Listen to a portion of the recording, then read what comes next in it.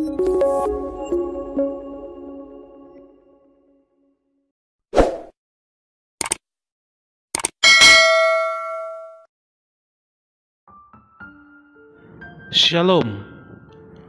Selamat pagi Jemaat kekasih Tuhan. Salam sehat untuk kita semua. Selamat berjumpa kembali dalam santapan rohani kita edisi Selasa tanggal 15 April tahun 2025. Dari Gereja Toraja Jemaat Silo Campagaya Klasis Makassar Tengah, kami menyapa Bapak Ibu dan saudara-saudari sekalian.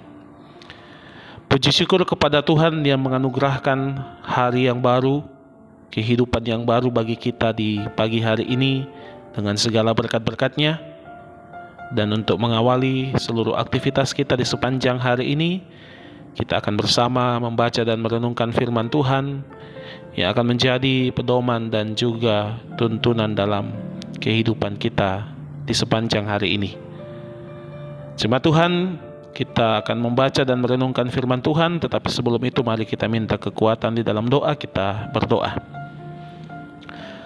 Segala puji syukur bagimu ya Tuhan, ya Allah kami, atas segala yang baik yang Tuhan sudah nyatakan dalam kehidupan kami hari lepas hari. Terima kasih atas penyertaan Tuhan sepanjang malam. Kami bersyukur boleh beristirahat dengan baik, dan pagi ini Tuhan mengizinkan kami untuk membuka mata, menghirup nafas kehidupan yang baru, dan menikmati kehidupan yang Tuhan anugerahkan bagi kami. Terima kasih Bapa, untuk hari ini kami bersyukur kepadamu sebab Tuhan sungguh baik bagi kami. Bapa di sorga, sebelum kami memulai seluruh rangkaian aktivitas kami di hari ini, kami rindu untuk mendengarkan suara Tuhan, sehingga sepanjang hari ini kami sungguh dituntun oleh suara dan kebenaran Tuhan.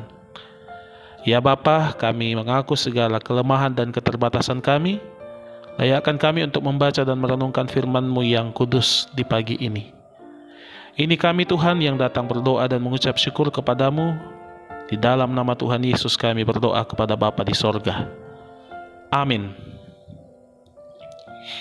Jemaat kekasih Tuhan, mari kita membuka pembacaan Alkitab pada pagi hari ini yang terambil dari Injil Yesus Kristus yang dituliskan oleh Lukas pasal 22 ayat 1 hingga ayat yang ke-13. Lukas pasal 22 ayat 1 sampai ayat 13. Beginilah firman Tuhan.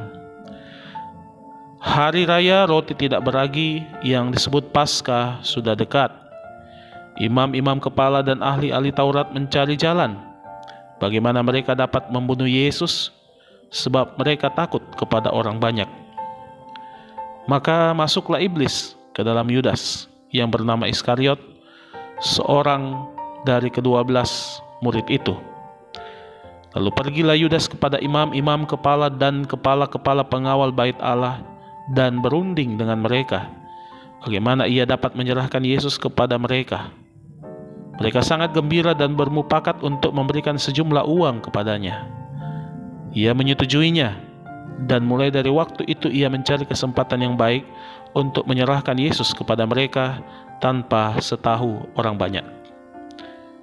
Maka tibalah hari raya roti tidak beragi, yaitu hari di mana orang harus menyembelih domba Paskah. Lalu Yesus menyuruh Petrus dan Yohanes, katanya, "Pergilah, persiapkanlah perjamuan Paskah bagi kita, supaya kita makan." Kata mereka kepadanya, "Di manakah engkau kehendaki kami mempersiapkannya?" Jawabnya, "Apabila kamu masuk ke dalam kota, kamu akan bertemu dengan seorang yang membawa kendi berisi air. Ikutilah dia ke dalam rumah yang dimasukinya.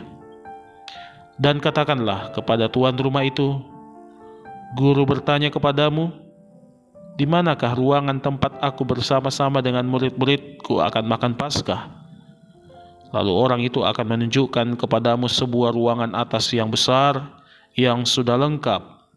Disitulah kamu harus mempersiapkannya." Maka berangkatlah mereka, dan mereka mendapati semua seperti yang dikatakan Yesus kepada mereka. Lalu mereka mempersiapkan Paskah. Amin firman Tuhan. Demikian jauh pembacaan firman Tuhan yang telah kita baca bersama, dan yang dikatakan berbahagia ialah kita semua yang senantiasa membaca, merenungkan firman Tuhan dalam kehidupan kita hari lepas hari dan juga melakukannya. Jemaat yang dikasihi oleh Tuhan, melalui pembacaan Alkitab pada pagi hari ini dari Injil Lukas pasal 22 ayat 1 sampai ayat 13, kita dituntun dalam satu tema, sudah dekat. Marekemo. Jemaat Tuhan, menjelang perayaan Hari Raya Roti Tidak Beragi yang disebut Paskah di kalangan bangsa Yahudi, ada sekelompok orang yang bukannya sibuk mempersiapkan perayaan Paskah itu. Justru mereka sedang galau, yaitu para imam-imam kepala dan ahli-ahli Taurat, karena mereka sedang mencari jalan untuk membunuh Yesus. Pada satu sisi, mereka dapat saja membunuh Yesus, tetapi pada sisi lain, ternyata mereka takut kepada orang banyak yang semakin bertambah mengikuti Yesus karena mendatangkan kekacauan. Jadi mereka bisa saja membunuh Yesus, tetapi pada sisi yang lain ternyata mereka takut karena orang banyak semakin bertambah mengikuti Yesus, dan itu bisa mendatangkan kekacauan jika mereka melakukannya. Iblis menemukan kesempatan dan tidak pakai lama. Yudas kemudian menemui pemimpin agama Yahudi dan juga pemimpin agama. Mereka bergembira. Yudas juga bergembira menerima uang. Peristiwa penyerahan Yesus oleh Yudas, seorang murid Yesus, kepada pemimpin agama Yahudi menyebabkan Yudas Iskariot yang selama ini dekat dengan guru berubah menjadi perpisahan selama-lamanya. Yudas Iskariot kehilangan semuanya dan akhirnya dikisahkan mengakhiri hidupnya sendiri. Jemaat Tuhan, hidup yang digoda oleh iblis dan keputusan untuk mengikutinya ternyata berujung pada kehancuran.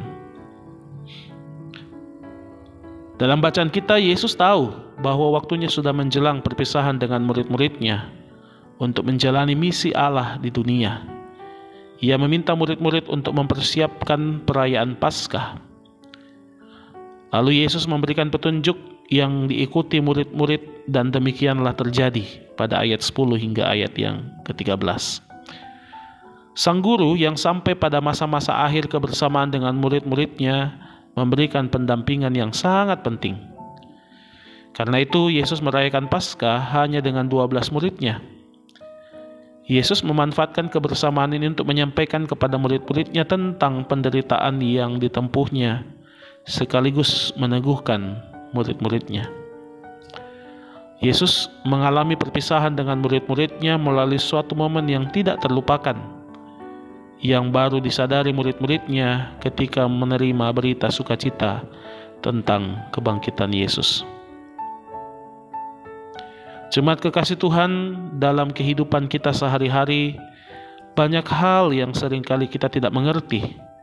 Tapi satu hal yang diperlukan adalah tetaplah percaya kepada Tuhan. Tetaplah percaya kepada Yesus. Tuhan Yesus akan terus bekerja atas iman kita kepadanya, lalu menyatakan yang terbaik bagi kehidupan kita sekalian.